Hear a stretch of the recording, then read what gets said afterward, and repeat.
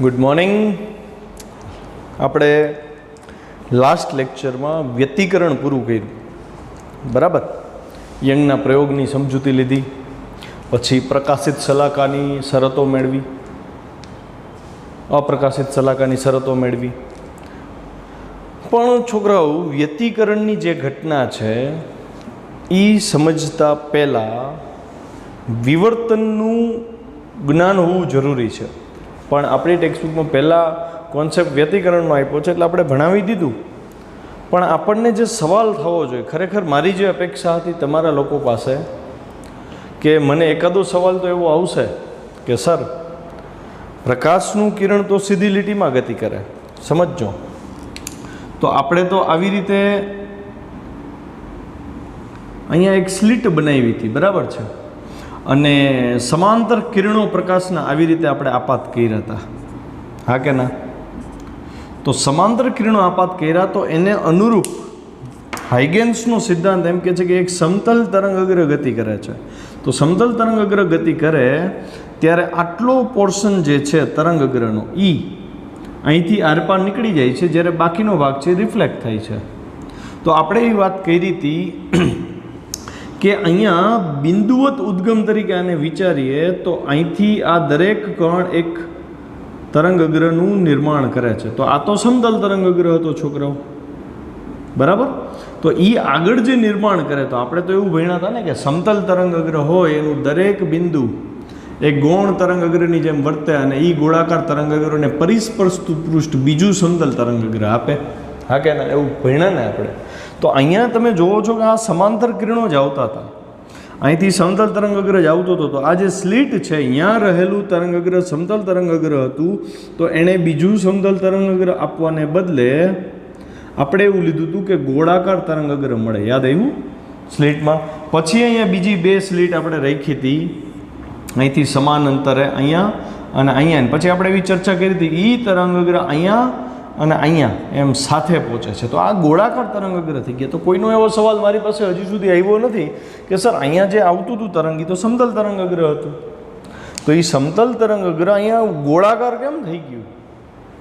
થવો જોઈએ ને આ સવાલ. તો એ સવાલ આવ્યો નથી. તો એનો જવાબ હું આપું છું. આ જે ઘટના છે કે સમતલ તરંગ અગ્ર જ્યારે પતલી જગ્યામાંથી પાસ થાય ને સૂક્ષ્મ છિદ્રમાંથી, ત્યારે સમતલ તરંગ અગ્ર પોતાનો આકાર બદલે છે. સમતલમાંથી થઈ ગયું એ ગોળાકાર અથવા નળાકાર થઈ શકે. તો આ જે ઘટના છે છોકરાઓ, એને કહેવાય વિવર્તન. શું કહેવાય? વિવર્તન. તો આ તો મેં હાઇગેન્સના સિદ્ધાંતના ઉદાહરણથી વિવર્તન સમજાવ્યું. હવે હું તમને એક સરસ એક્ઝામ્પલ આપું. તમારે આ વસ્તુ ટ્રાય કરવી. એક જાડું એવું ટ્રાન્સપરન્ટ પુઠ્ઠું કે કાગળ લઈ લ્યો ઘરે, ટ્રાય કરજો આ, બરાબર છે. પછી એમાં એક પરિકલનું જે અણીદાર ભાગ હોય ને એનાથી એક નાનકડો હોલ કરજો, અને રૂમમાં અંધારું કરી અને મોબાઈલની જે ટોર્ચ લાઇટ હોય એ હોલ પાસે એક બાજુ રાખજો અને બીજી બાજુ દિવાલ રાખજો કે જે પડદા તરીકે કામ કરે. તો તમારે મને પહેલાં લોજિક લગાવીને કહેવાનું છે કે અહીંયા એક નાનકડો હોલ છે ને તમને ખબર છે પ્રકાશ સીધી રેખામાં ગતિ કરે. તો જે મોબાઈલની ટોર્ચમાંથી જે લાઇટ એની ઉપર પડી, તો એ નાના હોલમાંથી પછી સમાંતર જવી જોઈએ ને. તો દિવાલ ઉપર એવડું જ છિદ્ર દેખાવું જોઈએ કે જેટલું કાગળમાં તમે કર્યું હોય. પણ તમે અચરજથી જોશો કે દિવાલ ઉપર જે પ્રતિબિંબ જોવા મળે છે, બરાબર છે, જે આ હોલમાંથી પ્રકાશના કિરણો પાસ થઈને જોવા મળે છે, અહીંયા તમને મોટું પ્રકાશનું ચક્ર જોવા મળશે. ધેટ મીન્સ પ્રકાશ સીધી લીટીમાં ગતિ કરે છે. એ વાત સાચી હતી, પણ સૂક્ષ્મ લેવલે જ્યારે વાત કરીએ ત્યારે એવું થતું નથી. તો અહીં સમજવા જેવી વાત શું હતી? તો કે તમે હોલ બનાવ્યું હતું નાનું, તો પ્રકાશના કિરણો જ્યારે અહીંયાથી દાખલ થયા હોય તો એ સીધા જ જવા જોઈએ અને તમને અહીંયા નાનકડું હોલ જ દેખાવું જોઈએ. પણ પડદા ઉપર તમે જોવો છો કે એ હોલ તમને મોટું જોવા મળ્યું. મતલબ આટલો ભાગ પ્રકાશિત, થોડોક ઝાંખો થઈ ગયો હશે, આવું જોવા મળ્યું તમને. ધેટ મીન્સ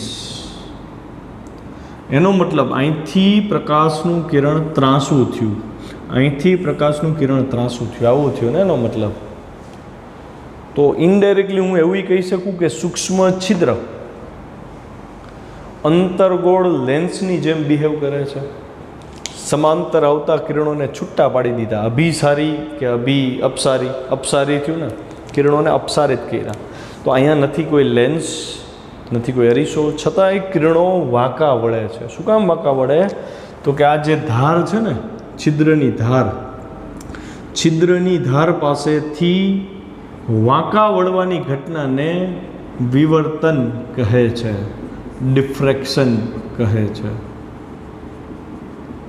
અને તમને કહું, વિવર્તન ઘટના માત્ર ને માત્ર તરંગમાં જ શક્ય બને છે. તો અહીંથી એક બીજું જજમેન્ટ મળ્યું કે હા, પ્રકાશ અહીંયા કિરણ તરીકે નહીં, તરંગ તરીકે હોવો જોઈએ, તો જ આ વિવર્તનની ઘટના થાય. આપણને બીજો સવાલ થાય કે વિવર્તન જે છે એ તરંગમાં ઉદ્ભવે છે, કેમ નક્કી થયું? તો હું તમને એનું સરસ ઉદાહરણ આપું. માની લ્યો કે આ એક રૂમ છે, 3 ડાયમેન્શનમાં ઇમેજિન કરીએ આપણે, બરાબર છે. અહીંયા દરવાજો છે, આ દરવાજો છે. રૂમની અંદરથી કોઈ એક વ્યક્તિ અહીંયા ઊભો છે, આ રૂમની અંદર ઊભો છે આ વ્યક્તિ, બરાબર, રૂમની અંદર છે, અને બીજો વ્યક્તિ અહીંયા બહાર ઊભો છે. રેડી? તો આ જે વ્યક્તિ બારે ઊભો છે, હવે અંદરનો વ્યક્તિ કોઈ સોંગ ગાય તો એ સાઉન્ડ તો રૂમમાં હોય ને, અને ધ્વનિ તરંગો તો સીધા જાય ને, પણ છતાંય આને અવાજ સંભળાશે, બરાબર ને? શું કામ? તો કે ધ્વનિ તરંગો જ્યારે આમ જાય છે ત્યારે આ ધાર પાસે આવે ને, ત્યારે ધાર પાસેથી ટર્ન થાય છે, ટર્ન થઈને આની પાસે આવે. તો તરંગોની ધાર પાસેથી વાંકા વળવાની ઘટનાને વિવર્તન કહેવાય. ધ્વનિ તરંગ છે એની વેવલેન્થ જે છે એ એના વિવર્તનનું પ્રમાણ નક્કી કરે છે, બરાબર છે? એટલે અહીંથી આટલો ટર્ન એ લઈ શકે છે. તો આપણને સવાલ એમ થાય ને કે જો ધ્વનિ તરંગો છે તો આટલું વિવર્તન થયું, તો પ્રકાશી તરંગ છે એવું કહી છે, તો અહીંયા ઊભેલ વ્યક્તિ આને જોઈ શકવું જોઈએ ને અહીંથી આમ ટર્ન મારીને. એ શક્ય ન થાય. એના માટે ઘણા બધા લોજિક્સ છે, એ આપણે ડિસ્કસ કરશી. પણ એક વસ્તુ એટલી ખબર પડી કે પ્રકાશના તરંગો પણ આ વિવર્તનની ઘટનામાં ભાગ લે છે, બરાબર છે? તમે ક્યારેય રૂમમાં જો 3-4 લાઇટ હોય ને, તો તમારે શું કરવું? એક પેનને આમ ઊભી રાખી દેવી, 3-4 લાઇટ ચાલુ કરી દેજો. પછી તમે જોઈ શકશો પેનનો જે પડછાયો હશે ને, એ પડછાયા તમને કેટલા દેખાય નહીં જોજો, અને પ્રકાશ ત્યાંથી થોડોક ફંટાતો હશે, મતલબ થોડોક વધારે પડતો દૂર જતો હશે. તો પ્રકાશ આ પેનની ધાર પાસેથી વાંકો વળ્યો. એ વાંકા વળવાની ઘટનાને શું નામ આપ્યું? વિવર્તન. હજી એક એક્સપેરિમેન્ટ કરવો હોય તો તમારે કાગળ લેવાનો, બ્લેક કાગળ હોય, ડ્રોઈંગ પેપર હોય તો વધારે સારું. એમાં 1 mm થી પતલું થાય ને એવી એક પટ્ટી કાપી લેવાની કટરની મદદથી, અને બીજી બાજુ મોબાઈલની ટોર્ચ પાડજો ને પછી સામે દિવાલ ઉપર જોજો શું પ્રતિબિંબ તમને જોવા મળે. તમને વિવર્તન સારી રીતે સમજાઈ જશે, બરાબર? તો ધાર પાસેથી પ્રકાશના બેન્ટ થવાની પ્રક્રિયાને વિવર્તન કહેવાય.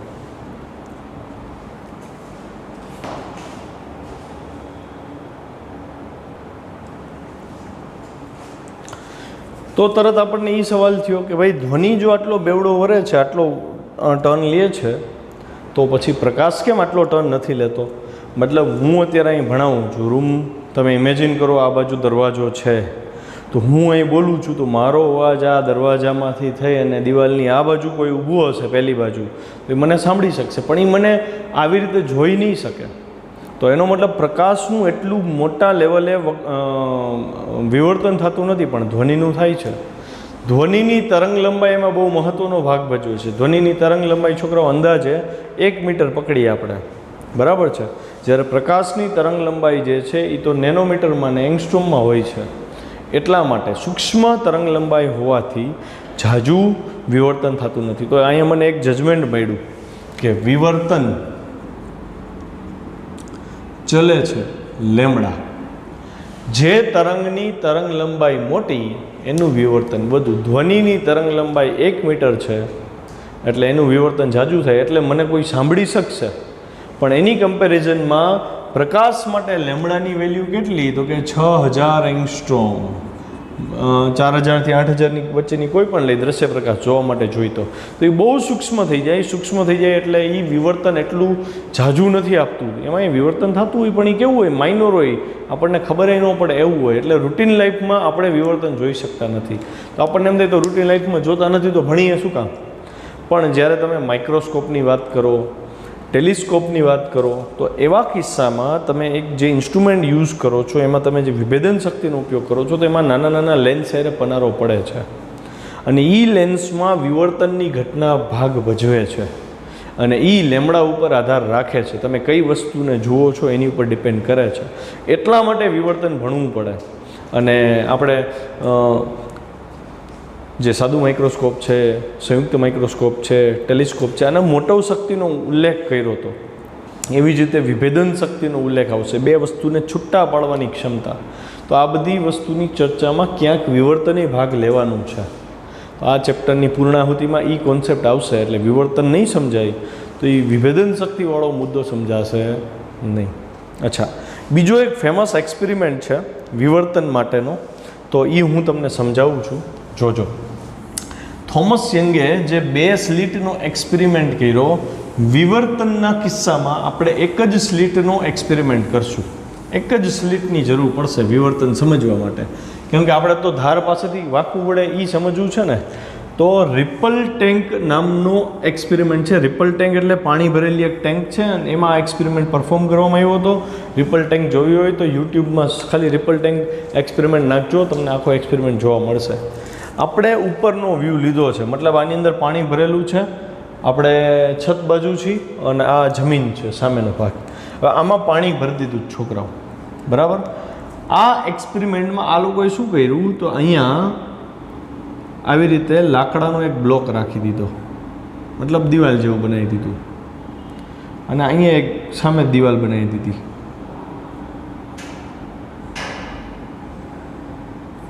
બરાબર. આને હું નામ આપીશ અડચણ. અડચણ ઊભી કરી, ઓબ્સ્ટેકલ છે. રેડી? અને આની અંદર પાણી ભરી દીધું છે. હવે સમજજો ધ્યાનથી. અહીંયા એક લાકડાનું પાટિયું કે એક લાકડીને આવી રીતે પાણીમાં ગોઠવી દીધી. તરે ઓબ્વિયસ વસ્તુ છે, તરે. હવે એક વ્યક્તિ આને પકડી અને પાણીમાં આવી રીતે નાખે છે, ખેંચે છે, નાખે છે, ખેંચે છે. એનાથી શું થાય, તો કે પાણીમાં તરંગ ઉત્પન્ન થાય. હવે તમે સમજી શકો આ સુરેખ સોર્સ થયો, સુરેખ સ્ત્રોત છે. એટલે જે તરંગો ઉત્સર્જિત થશે એ તરંગો માટે જો આ ડોટેડ લાઇન છે, ધેટ મીન્સ ગર્ત છે. પાણીના તરંગો આમ આગળ વધશે. અહીંયા વર્તુળાકાર ન થાય ને, એક બિંદુ હોય તો વર્તુળાકાર થાય. આ સુરેખ છે એટલે આ સુરેખ તરંગો મળ્યા ને એને અનુરૂપ તરંગ અગ્ર થયા. આ કન્ટિન્યુઅસ લાઇન શું દર્શાવે છે, શૃંગ દર્શાવે છે. પછી આ પાછા ગર્ત છે અને આ પાછા શૃંગ છે. તો હવે તમારે લોજિક લગાવવાનું છે, તમારે તર્ક લગાવવાનો છે કે અહીંથી આટલો ભાગ અને અહીંથી આટલો ભાગ, આ જે ભાગ છે એ આ દિવાલ સાથે ભટકાઈને પૂરા પરાવર્તન પામે. પરાવર્તનના નિયમ પ્રમાણે તરંગ પરાવર્તનનું પાલન કરે. તો આ તરંગ અહીંથી પાછું થઈ જશે. આ જે તરંગ છે એ પણ અહીંથી રિબાઉન્સ થઈ જશે, પણ આ તરંગ રિબાઉન્ડ થતું નથી. હવે અહીંથી વિવર્તન સમજવા મળશે, જોજો. અહીંયા આ ધાર આવી આવડિયા, બરાબર. તો અચરજ સાથે આ પ્રયોગમાં એવું જોવા મળ્યું કે આ સમતલ તરંગગ્રહ, કલ્પના એવી હતી સાયન્ટિસ્ટ લોકોની કે આટલો ભાગ ડિસ્ટર્બ તો થતો નથી, તો આટલો ભાગ સીધો જ આગળ વધવો જોઈએ. આવી રીતે હાઇગેન્સના સિદ્ધાંત પ્રમાણે તરંગગ્રહ ઉત્સર્જિત થવો જોઈએ. પણ પ્રાયોગિક રીતે એવું જોવા મળ્યું કે આ જે ભાગ છે એ અહીંથી થોડોક બેન્ટ થઈ ગયો. કેમ, તો કે ધાર પાસેથી વાંકો વળ્યું તરંગગ્રહ. પછી કન્ટિન્યુઅસ લાઇન, પછી ડોટેડ લાઇન, એટલે કે ગર્ત છે, શૃંગ છે, ગર્ત છે. આવી રીતે તમે જોઈ શકો કે જો તરંગગ્રહ કોઈ નાની ધાર પાસેથી પસાર થાય, અડચણ એને જો રસ્તામાં આવે તો અડચણની ધારેથી એનું વાંકું જે વળવાની ઘટના છે એને શું કહેવાય, વિવર્તન કહેવાય. બહુ સ્પષ્ટ રીતે સમજવું હોય તો આનો જે વચ્ચેનો ભાગ છે એ આવી રીતે સ્ટેબલ રહેતો હોય, પણ ધારનો જે ભાગ છે એ થોડોક બેન્ડ થઈ જશે. આવી રીતે આવી ઘટના બને. ખ્યાલ આવ્યો? તો આ સેજ બેન્ટ થવાનો આધાર જે છે એ આ બે વચ્ચેના ગેપ ઉપર છે. એ ગેપને સ્લિટની પહોળાઈ કહી દઉં હું. ધારો કે એ કહી શકો, ડી કહી શકો, વોટ. મેં અહીંયા એ કીધી છે. એક સ્લિટની પહોળાઈ ધારી લીધી એ. તો આ લોકોએ બીજો એક્સપેરિમેન્ટ પરફોર્મ કર્યો. શું કર્યું? તો કે રિપલ ટેન્કની અંદર એનું મૂલ્ય વધારી દીધું. સમજાય છે? ઓના કરતાં ઝાઝું મૂલ્ય રાખી દીધું. હવે આ ગેપ વધારી દીધો, મતલબ અને A1 કહી દઉં તો આ A2 થયો, તો A2 is greater than A1 થઈ ગયું. મતલબ સ્લિટની પહોળાઈ વધારી દીધી. તો શું ઘટના જોવા મળી એ સમજીએ. અહીંથી ફરીથી ઓલું સુરેખ સ્ત્રોત હતો એને વાઇબ્રેશન આપ્યું એટલે ડોટેડ એટલે કે ગર્ત પ્રોડ્યુસ થયા, શૃંગ પ્રોડ્યુસ થયા, ગર્ત પ્રોડ્યુસ થયા, શૃંગ અહીંયા પહોંચ્યો તો અહીંથી આ જે ભાગ છે એનું રિફ્લેક્શન થઈ ગયું, અહીંથી આ ભાગનું રિફ્લેક્શન થઈ ગયું. હવે આ જે સમજવાનું છે એ બરાબર. અહીંયા જોવા મળ્યું કે આ ગેપ મોટો થયો ને તો અહીંયા જે જે વિવર્તન થયું હતું એના કરતાં અહીંનું વિવર્તન છે ને જોજો કંઈક અલગ મળ્યું. તમે જુઓ ધારવાળો ભાગ વાંકો વળ્યો, આની સરખામણીમાં ઓછો વળ્યો. પછી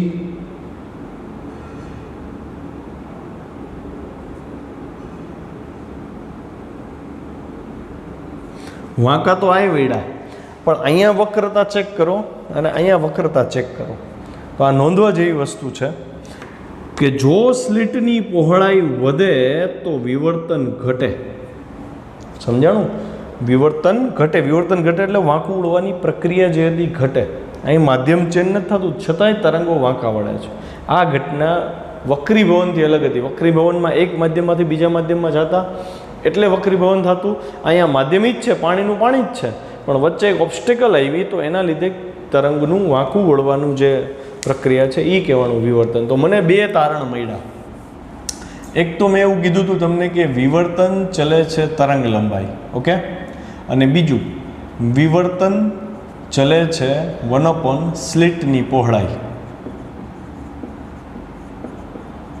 ઘણા બુક્સમાં આને ડીથી દર્શાવે છે, ઘણી બુક્સમાં એને એથી દર્શાવે છે. આપણી ટેક્સ્ટબુકમાં એને એથી દર્શાવેલો છે.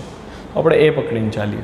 તો હવે હું બેને સંયુક્ત રીતે લખું તો આવું થાય: વિવર્તન ચલે છે λ/a. આનો ઉલ્લેખ ટેક્સ્ટબુકના ઇન્ટ્રોમાં ક્યાંય છે નહીં, પણ તમારે યાદ રાખવું વિવર્તન ચલે છે λ/a. તરંગ લંબાઈ વધારે તો વિવર્તન વધારે, એ વધારે તો વિવર્તન ઓછું. તો આના એ કરતાં આનો એ વધી ગયો એટલે વિવર્તન ઓછું થયું. આ સંબંધ પ્રાયોગિક રીતે મેળવેલો સંબંધ છે. ખ્યાલ આવ્યો? હવે હું તમને ફરીથી ઓલી ઉદાહરણમાં લઈ જાઉં કે જ્યારે ધ્વનિ હું અહીં બોલું છું, દરવાજામાંથી પાસ થઈ અને અહીંયા કોઈ બહાર વ્યક્તિ ઊભેલી છે એને સંભળાય છે, પણ એ લોકો મને ત્યાંથી આમ બાયપાસથી જોઈ શકતા નથી, વિવર્તનથી જોઈ શકતા નથી. શું કામ એવું થાય? તો આપણે સમજીએ. ધ્વનિના કિસ્સામાં આપણે ઓલમોસ્ટ તરંગ લંબાઈ લઈ લઈ કે ભાઈ λ બરાબર ઓલમોસ્ટ 1 મીટર છે, ધારી લીધું. અને એ એટલે કે બારણાની પહોળાઈ, દરવાજો છે એ સ્લિટની જેમ કામ કરે ને, દરવાજાની બે દિવાલ ધાર બની ગઈ. માની લો કે દરવાજાની પહોળાઈ 1 મીટર છે, બરાબર? તો સ્લિટની પહોળાઈ પણ 1 મીટર થઈ. તો વિવર્તન અને અચળાંક હું મૂકી દઉં, ધારો કે કે, તો λ પણ 1 અને એ પણ 1. તો વિવર્તન મને કેટલું મળ્યું? કે ગણું મળ્યું, કે વોટેવર જે હોય તે, બરાબર છે? મતલબ એટલી ખબર પડી કે λ/a મોટો આવ્યો, કેમ કે બે 1/1 છે. હવે પ્રકાશની વાત કરીએ. પ્રકાશના કિસ્સામાં વિવર્તન કેટલું થાય જોજો. પ્રકાશના કિસ્સામાં વિવર્તન બરાબર કે ગુણ્યા પ્રકાશનો કિસ્સો. ધારો કે આપણે એવરેજ લઈ લઈએ 4000 થી 8000ની એવરેજ. ધારો કે હું 6000 લઈને ચાલું તો અહીંયા હું 6000 એંગસ્ટ્રોમ લખીશ. એંગસ્ટ્રોમ એટલે 10⁻10 છેદમાં 1 મીટર. ઉપર તરંગ લંબાઈ આવે તો કે ગુણ્યા 6 × 10⁻7 આવ્યું. જોવો જોઈએ.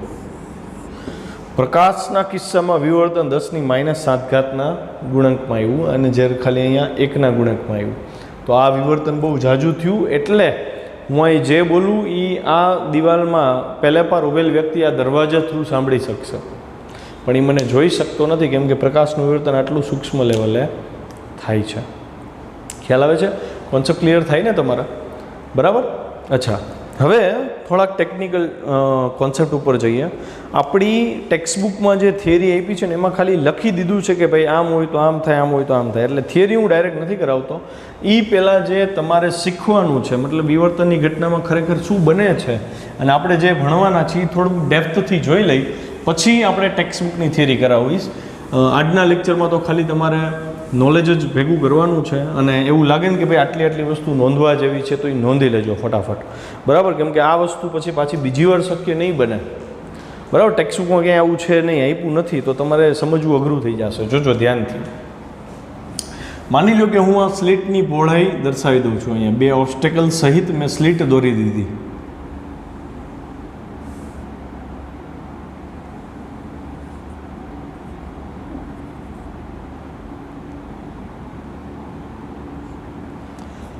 રેડી છો બધા? હવે હું એમ કહું છું કે પ્રકાશના સમાંતર કિરણો આની ઉપર આપાત થાય છે આવી રીતે.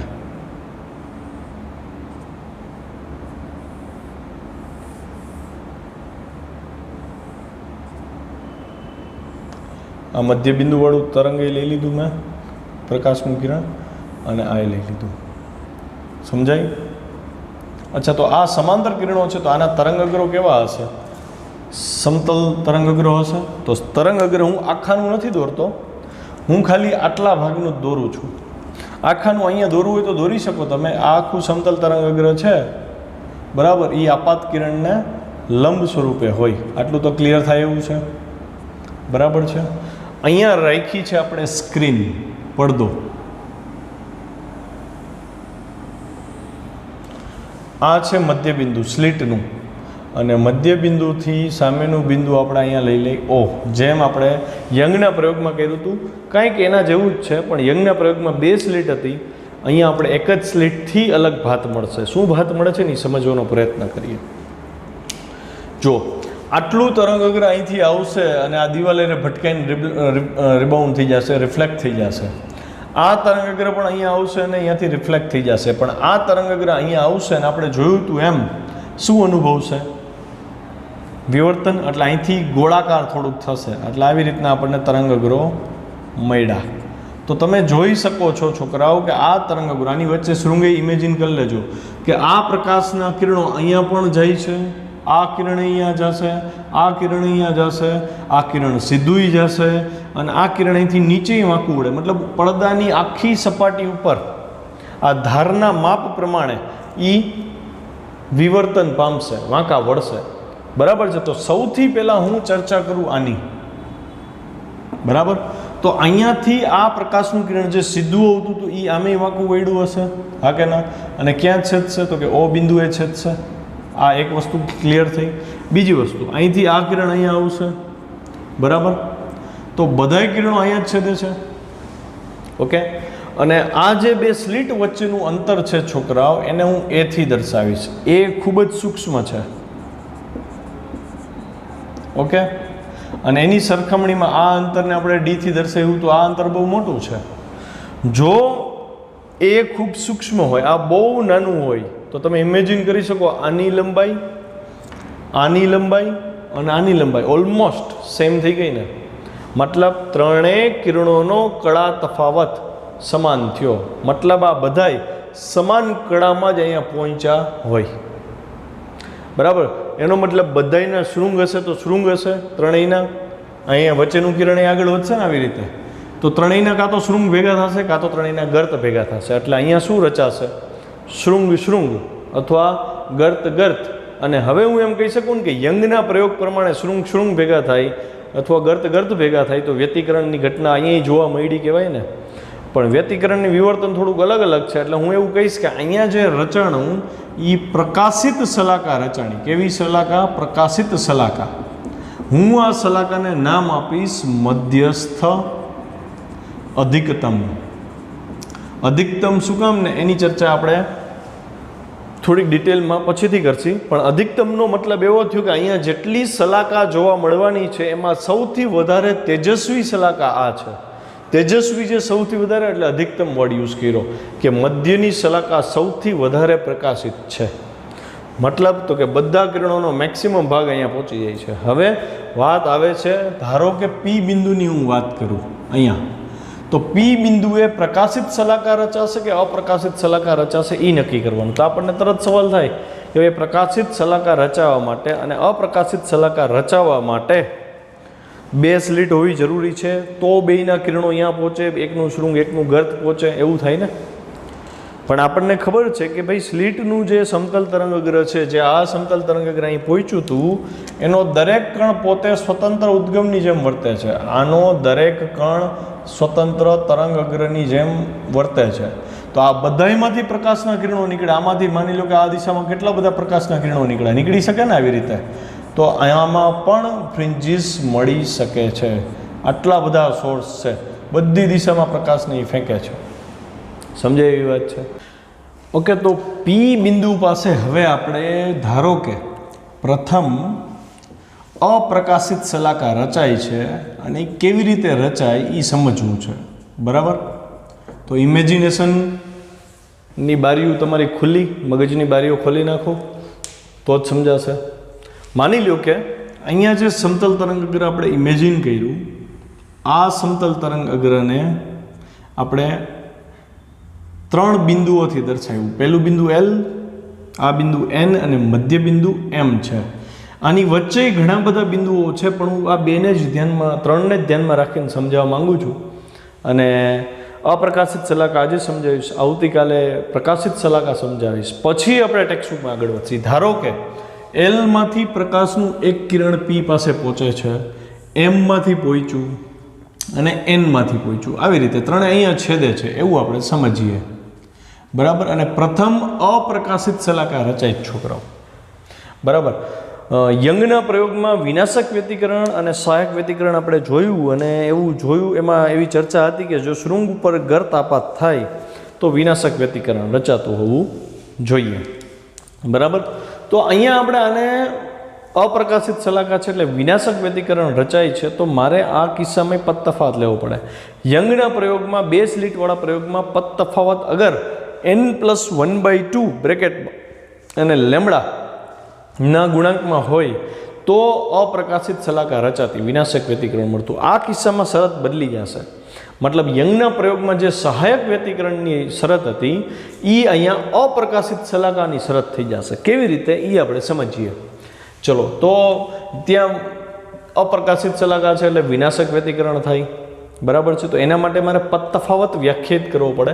પદ તફાવત કોને કહેવાય? તો કે તમે સમજી શકો, L થી P નું અંતર છે એના કરતાં N થી P નું અંતર મોટું છે, તો હું NP - LP કરી નાખું તો મને પદ તફાવત મળે. બરાબર છે? અને આ પદ તફાવત આપણે ચર્ચામાં લીધો. હવે જોજો ધ્યાનથી શું ઘટના બને. NP - LP બરાબર પદ તફાવત, એટલે મારે અહીંથી આ લંબ લેવો પડે. આમ મેં આ લંબ લીધો. ધારો કે આ બિંદુને હું Q થી દર્શાવી દઉં, તો પદ તફાવત આપણો કેટલો થયો? NQ પદ તફાવત થયો કે નહીં? સમજાય એવી વાત છે. બરાબર છે? હવે જોજો ધ્યાનથી, બહુ ડિટેલમાં જાય છે, ટેક્સ્ટબુકમાં નથી આપ્યું, છતાંય આ નહીં સમજાવું તો ટેક્સ્ટબુકનું કાંઈ નહીં સમજાય. આપણે ધારી લઈએ છીએ, ધારો કે NQ બરાબર લેમડા છે. લેમડા શું છે? તો કે અહીં જે તરંગો આવતા હતા ને એની વેવલેન્થ છે લેમડા. તો અહીંથી આ ભાગને હું અહીંયા એક તરંગ વડે દર્શાવી શકું કે નહીં? તો પહેલી નજરે જે ઘટનાનો અનુભવ થાય, સમજો. હું તમને એવું કહી દઉં કે જો LP બરાબર L થી P બરાબર ધારો કે 5 લેમડા છે, તો તમને એવું દેખાય ને કે NP બરાબર, સમજો ધ્યાનથી, NP બરાબર 6 લેમડા થશે. થાય કે નહીં? આ 5 લેમડા કહી દઉં તો N થી P 6 લેમડા થાય, કેમ કે અહીંયા આટલો તરંગ જે છે એ એડવાન્સ હાલે, મતલબ પદ તફાવત લેમડાનો છે. આ 6 લેમડા છે, આ 5 લેમડા છે, તો બેની બાદબાકી કરતાં લેમડા થાય, કેમ કે મેં ધારી લીધું. આંકડા તો હું રેન્ડમ ધારી લઉં છું, તમને સમજાય એટલા માટે. તો NQ મારા માટે લેમડા થઈ ગયો. તો પહેલી નજરે એવું થયું ને કે ચલો આ શૃંગ અને ગર્ત પાસ થઈ ગયા છે. હવે અહીંથી L થી P નું અંતર અને Q થી P નું અંતર બે કેવા થયા? સમાન થયા. તો મતલબ અહીંથી આ 5 લેમડા છે, અહીંથી આ 5 લેમડા છે, તો આનું શૃંગ અહીંયા પહોંચશે, આનું અહીંયા શૃંગ પહોંચશે, એવું ખબર પડે એવી વાત છે, સમજાય એવી વાત છે. તો તો બેયના શૃંગ પહોંચે છે, તો પ્રકાશિત શલાકા મળવી જોઈએ ને, છતાંય મળે જ કઈ અપ્રકાશિત. શું કામ ને એ સમજવાનું છે. હવે યંગના પ્રયોગથી આ ઘટના અલગ પડે છે, એટલા માટે જ હું બહુ ડિટેલમાં લઈ ગયો કે અહીંયા આનુંય શૃંગ મળે છે, આનુંય શૃંગ મળે છે, તો પછી અપ્રકાશિત શલાકા ક્યાંથી આવી ગઈ? તો એના માટે છોકરાઓ જવાબદાર છે આ વચ્ચેનું કિરણ અથવા તો તરંગ. તમને ખબર છે કે એમ જે છે એમ એ LN નું મધ્યબિંદુ છે, હા કે ના? બરાબર છે. તો હું LQ નું મધ્યબિંદુ આને ધારી લઉં, ધારો કે S. તો S કોનું મધ્યબિંદુ થયું? તો કે S છે LQ નું મધ્યબિંદુ છે. બરાબર છે. હવે જીઓમેટ્રી એપ્લાય કરી ધોરણ 10 વાળી. આનું માપ અને આનું માપ બેનો સંબંધ શું થાય? તો કે આ ખૂણો 90 ડિગ્રી થાય, આ ખૂણો 90 ડિગ્રી થાય, કેમ કે ત્રણેય ઓલમોસ્ટ સમાંતર આપણે લીધા છે, કેમ કે આ અંતર બહુ નાનું છે જ્યારે આ અંતર વધારે છે, એટલે આ ત્રણેય લાઈન પેરેલલ ગણી શકાય. બરાબર. બહુ ડિટેલમાં જુઓ તો એ આવી લાઈન બને એકદમ ભેગી. તો આટલા ભાગ માટે જુઓ તો તમે સમજી શકો કે ભાઈ આ ત્રણેય લાઈન આ કિસ્સામાં પેરેલલ જ છે. સમજાય ને? એટલે આ બહુ નાનો ભાગ છે. તો એનો મતલબ કે આનું મૂલ્ય MS નું મૂલ્ય NQ કરતાં અડધું થઈ જાય, કેમ કે બે M અને S બે મધ્યબિંદુ હતા. તો હું એ લખી શકું ને, માટે MS બરાબર, સમજજો, MS બરાબર NQ/2. પણ NQ આપણને મળ્યા છે લેમડા, એટલે λ/2. આટલું ક્લિયર થયું. તો એનો મતલબ એવો થયો કે L માંથી જે કિરણ P ઉપર પહોંચ્યું એ કેટલું હતું? 5 લેમડા. N માંથી જે કિરણ P ઉપર પહોંચ્યું એ હતું 6 લેમડા. તો M માંથી જે કિરણ નીકળશે અને P ઉપર પહોંચશે એ આના કરતાં 0.5 લેમડા, એટલે કે અડધી તરંગ લંબાઈ. આ અડધી તરંગ લંબાઈ આગળ થયું કે નહીં? એટલે હું MP બરાબર 5.5 લેમડા લખું. આ તો સમજાય એવી વાત છે ને? બરાબર. તો આ અહીંયા જે લેમડા છે આપણા માટે એ 0.5 લેમડા વધારે થયો ઉપરવાળા કરતાં, અને આના કરતાં 0.5 લેમડા ઓછો થયો. હવે હું એમ કહું કે આ 5 લેમડા પાસ થઈને અહીંયા શૃંગ પહોંચાડે છે. 5 તરંગ લંબાઈ પૂરી થઈ અને શૃંગ પહોંચ્યું કે ગર્ત પહોંચ્યું, વોટેવર, ટૂંકમાં આપણે શૃંગ પકડીને ચાલીએ, શૃંગ પહોંચ્યું.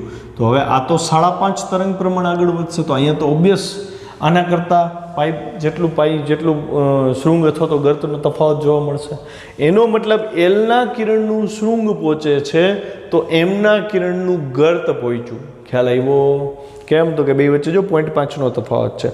તો એકનું શૃંગ પહોંચ્યું, એકનું ગર્ત પહોંચ્યું, એટલે એ શૃંગ અને ગર્ત સામસામા નાબૂદ થઈ ગયા. તો હું એવું કહી શકું કે Lના કિરણની અસર અને Mના કિરણની અસર પૂરી થઈ ગઈ. ઓકે.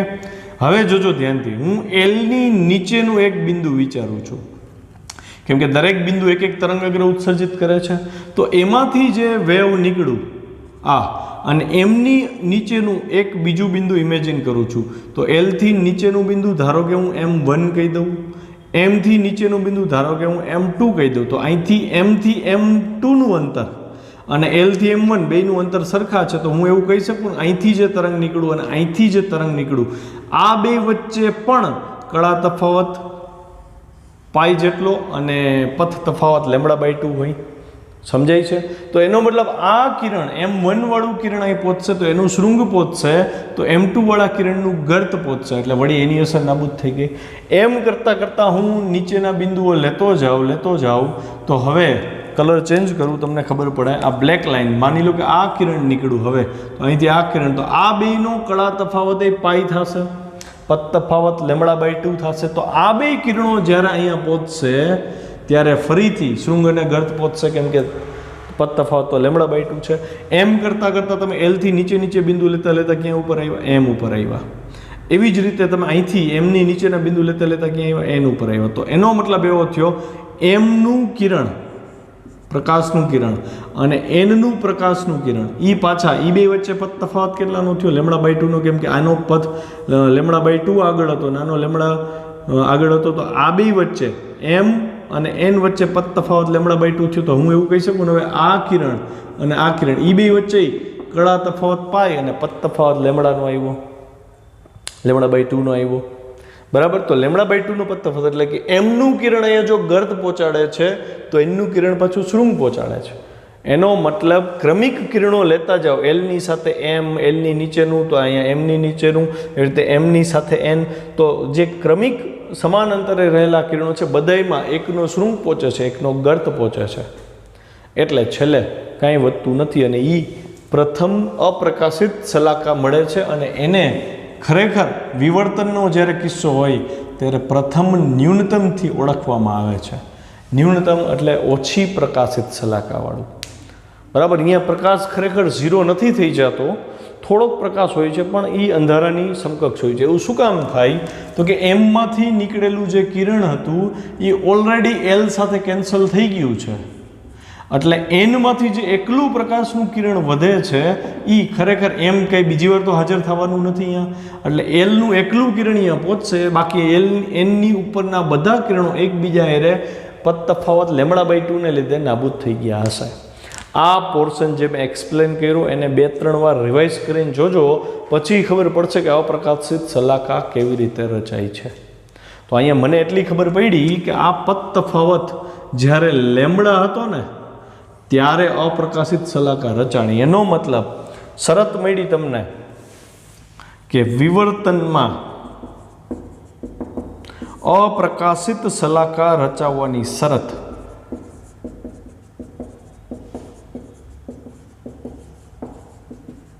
શું થઈ તો કે પથ તફાવત શું હતો આપણો? NP - LP બરાબર જો n લેમડા થાય, મતલબ આ લેમડાના પૂર્ણ ગુણાંકમાં અહીંયા 2 તરંગ લંબાઈ હોત, 1 ને 2 વાર હોત, તોય અહીંયા તો શૃંગ અને ગર્ત જ ભેગા થાત. કોના? તો કે ક્રમિક કિરણોના. ખ્યાલ આવ્યા? તો બસ n લેમડા થાય તો, અથવા તમે પદ તફાવત NP - LP બરાબર n લેમડા થાય એવું કહી શકો. તો NP - LP શું થાય એટલે તમે જુઓ, અને ધ્યાનથી હું હાઇલાઇટ કરું ગ્રાફને, આકૃતિને, તો આ LN છે, અહીંથી આ બાજુ હતી આપણી, આ Q બિંદુ હતું, બરાબર છે, આ આપણો લેમડા હતો અને આ ખૂણો થીટા થયો. થીટા શું છે તો કે અહીંથી આ મધ્ય બિંદુ છે અને આ જે ખૂણો છે એમનો P સાથેનો અને આ સમક્ષિતિજ સાથેનો ખૂણો થીટા છે, તો આ જે ખૂણો છે એટલે કે આ ખૂણો થીટા થાય. ખ્યાલ આવે? તો હવે આ સામેની બાજુ થઈ, આ કર્ણ થયો, તો સામેની બાજુ કેટલી છે? NQ. આ કર્ણ છે, કર્ણ એટલે સ્લિટની પહોળાઈ એ હતી, તો હું અહીં લખી શકું ને કે ભાઈ sin થીટા બરાબર સામેની બાજુ NQ ના છેદમાં A. તો NQ તો આપણો પદ તફાવત હતો કે નહીં? NQ તો પદ તફાવત બરાબર સીધું તમને મળ્યું NP - LP બરાબર આ A અને sin થીટા ગુણાઈ ગયા, A sin થીટા, અને એક આ શરત n લેમડા. જો આનું પાલન થાય, A sin થીટા બરાબર, મતલબ થીટા એવો મળે અહીંયા, આ થીટા એવો મળે. હવે આને થોડુંક ચોખ્ખું કરીને સમજીએ, બરાબર છે. તો આ આપણું સમતલ તરંગગ્રહ હતું અને આ આપણો સપાટીને દોરેલો લંબ હતો, સોરી પદ તફાવત માટે દોરેલો લંબ હતો, આ Q બિંદુ હતું, આ મધ્ય બિંદુ M હતું. તો આ ખૂણો થીટા થાય અને અહીંથી આ જે ખૂણો હતો એ થીટા હતો, આ થીટા હોય એટલે આ થીટા થાય. કેમ એ તમે વિચારજો, ભૂમિતિ તમે એપ્લાય કરજો. તો આ થીટા થયો તો sin થીટા એટલે સામેની બાજુ એટલે NQ થયું, છેદમાં આ A થયું, એટલે મને NP - LP બરાબર A sin થીટા મળ્યું. A sin થીટા પદ તફાવત આપે છે, n લેમડા પદ તફાવત. જો પદ તફાવત માટે A sin થીટા બરાબર n લેમડા હોય તો અપ્રકાશિત શલાકા રચાશે. આ મેં શરત કરાવી તમને પ્રથમ ન્યૂનતમની.